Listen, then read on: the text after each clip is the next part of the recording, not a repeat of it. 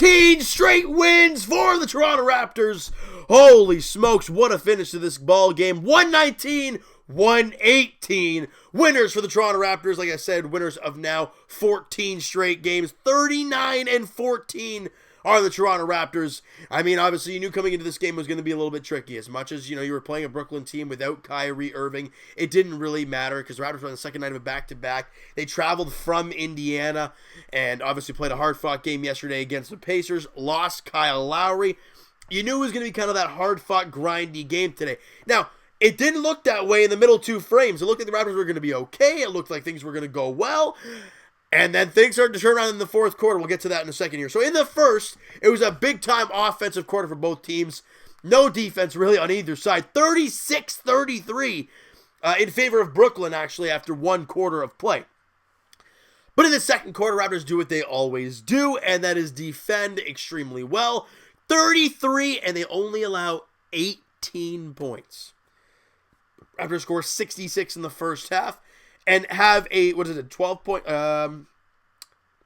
lead at halftime. So you're right where you want to be. You've scored a lot. You defended really well in the second quarter. Now you just got to find a way to keep that defensive intensity up heading into the second half and finish this game out strong. Well, in the third quarter, both teams offensively came out guns a-blazing yet again, 34-34 in the third quarter. And Raptors still up by 12 heading into the fourth. You're feeling good. You got that nice feel going. I think at one point in the third quarter, I think the Raptors had like a 15, 17-point lead at one point. But where's the biggest lead of the game? They had an 18-point lead, excuse me. So they had a huge lead in this one. It just dwindled away. And in the fourth quarter, it might have been fatigue catching up with the team, obviously on the second night of a back-to-back after traveling and losing Lowry and guys like that. The fourth quarter was going to be a grind.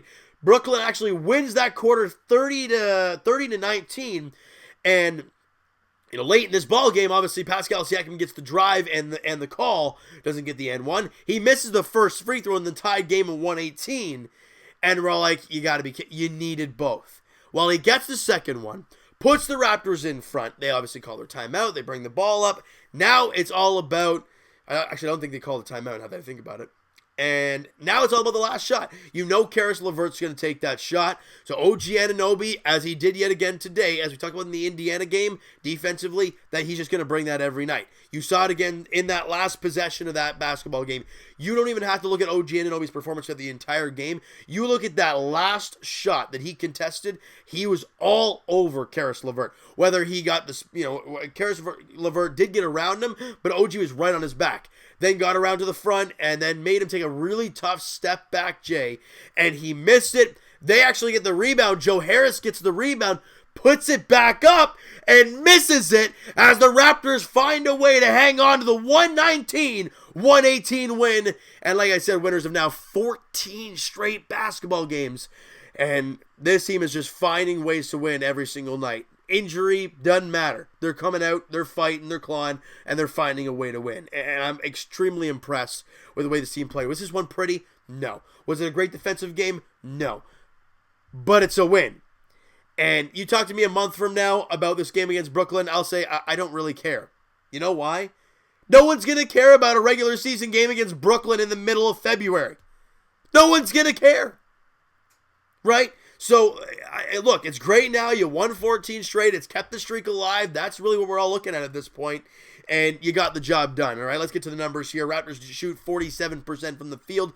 They shoot 45% from the field. Raptors knocked down 14 threes for 40% from three. Big time there for the Toronto Raptors. And they actually shoot 16 threes. However, they took 9 more, so they shot only 36% from beyond the arc. So again, Raptors do a really good job contesting the three as they usually do. And from the free throw line, Raptors did struggle from this one. We talked about in the last video, they were really good against Indiana at the line. 15 for 21 for the Raptors, 71% from the free throw line. Not very pretty there. They were 83, 20 for 24. So a big night for them at the free throw line. Rebounding, Raptors were +2. 48-46. And in the offensive glass, it was 13 apiece. But that big offensive rebound in the last seconds of that game for Joe Harris could have changed the entire complexity of that game if that putback was up and through. Because it would have ended the streak. Raptors would have lost the game. They would have, they still would have tied us in offensive boards, but instead they would have won the game. So it was an incredible finish, a crazy finish, but you won. And that's really what matters. Raptors get 22 assists in the ball game. Again, a little bit lower than we're used to seeing, but you know why that is. Kyle Lowry obviously not playing, so you're going to lose that type of ball movement mentality a little bit without having Kyle Lowry on the floor. 6 steals to their 5 blocks apiece for both teams, and a very, very low turnover game for both sides. They only had 9 turnovers in the game. Raptors only had 7. Only 7 we've been used to seeing 12 to 13, maybe 14, in that range for turnovers. 7 for the Toronto Raptors today. A really good job taking care of the basketball and not giving them the extra opportunities. Points in the paint, Raptors were plus 10, 52-42.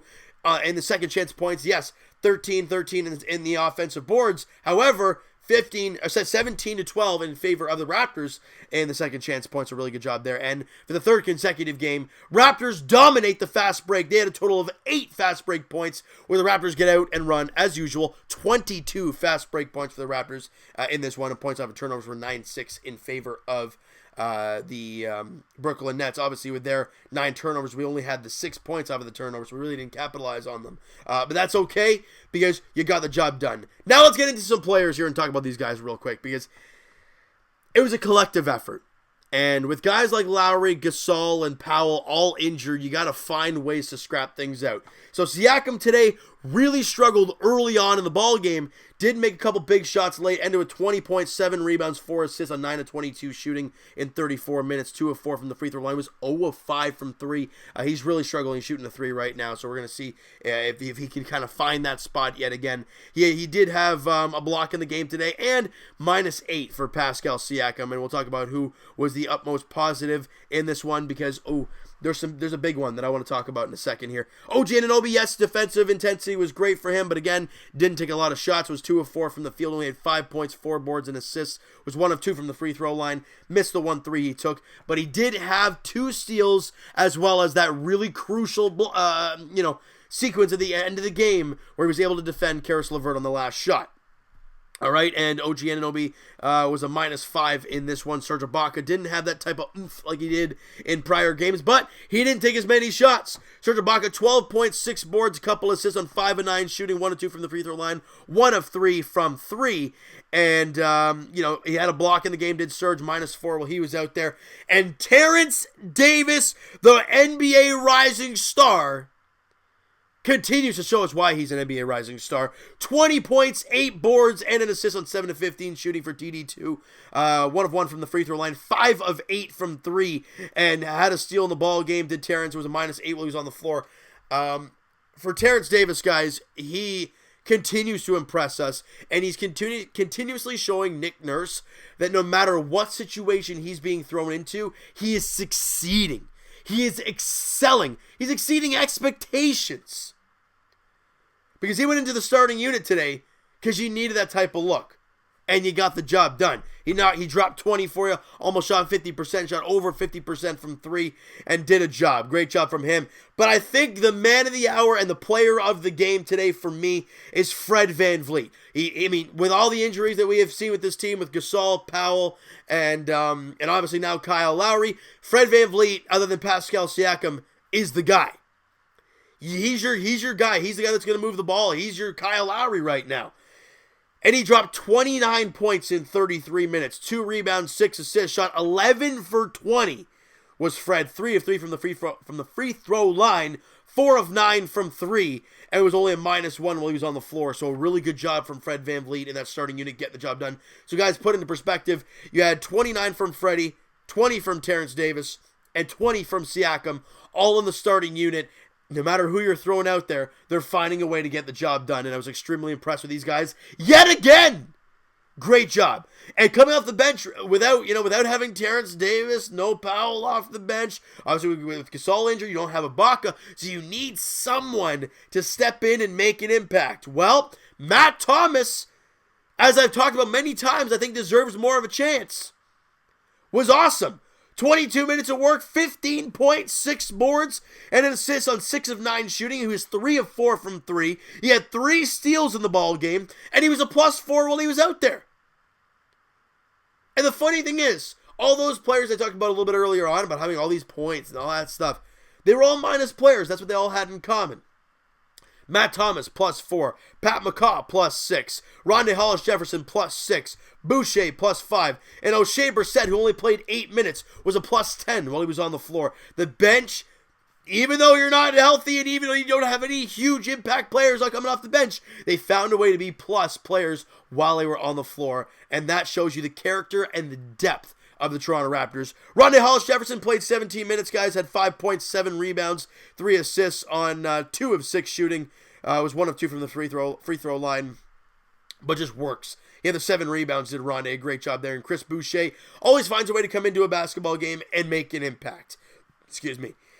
He played 16 minutes, 9 points, 5 rebounds for Boucher, 2 of 5 shooting, was 5 of 5 from the free throw line, 0 of 2 from 3, and he had 3 blocks in the game, did Chris Boucher, going along with his +6 in the ball game. So, you know what? Overall, like I said, it wasn't a pretty basketball game, but if anybody coming into this game thought it would be, clearly you don't watch enough basketball to know what this game was going to be all about. It was going to be about scrapping and clawing a way to a victory. Without your Kyle Lowry, without your, Marc Gasol, without Norman Powell, and the second night of a back-to-back where you had to travel, you knew it was going to be difficult.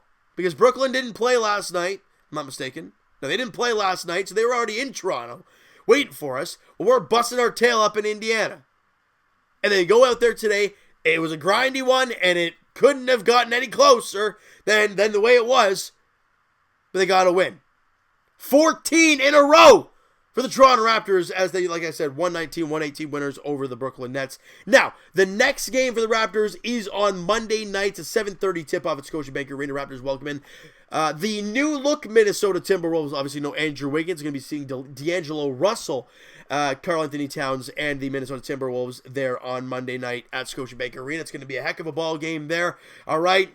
Raptors look for win number 15 in a row. If you're the Minnesota Timberwolves, you look to end your 13-game losing streak, and you look to find a way to get a win. So it's going to be an end to, or it's going to be an end, or no, hold on.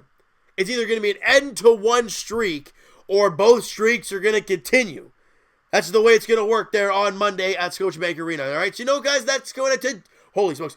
Guys, that is going to do it for this one. If you guys enjoyed the video and enjoyed the game there this evening, smack the like button. Do appreciate that. Hit the subscribe button if you guys have not already. Comment down below your thoughts on the game, your thoughts on the video, everything you thought about when it comes to the Toronto Raptors game today. Who'd you like? Who'd you not like? What'd you not like? And who is your MVP in today's game today? Mine is Fred VanVleet because he was the court general there. You could just see it on the floor. He was the court general for this team while he was on the floor. And I want to hear your guys' thoughts down below. If you have a Terrence Davis, or, as your MVP, I wouldn't be opposed either. He's our guy here on the channel. I love the guy, Terrence Davis, absolute stud, rising star, of course, but not going to the Rising Star Challenge because it's stupid. All right? So, like I said, guys, let me know in the comments everything you want to talk about. And Twitter is down below for myself. Follow up, send me a DM, do all that great stuff. Also, the Patreon link is down below. So if you're interested in signing up for that, the link is down in the description. And I will talk to you guys the Leafs edition, like I've said in the Leaf video, on Tuesday night as the Leafs welcome in the Arizona Coyotes to Scotiabank Arena. And it looks like it's going to be Hill and Anderson right now in net. I don't think it's going to be the case. It's probably going to be Jack Campbell again in that for the Leafs. We're going to have to wait and see, though. 7 o'clock puck drop there at Scotiabank Arena as the Leafs look to get back into win column after that rough loss there tonight against the Montreal Canadiens. And as for the Toronto Raptors, as we've talked about, their next contest is at home at Scotiabank Arena on Monday night, 7:30 tip-off there as they welcome in the new-look Minnesota Timberwolves to Scotiabank Arena. All right, so thank you guys so much for listening and watching. Hope you guys know the video. Talk to you guys then.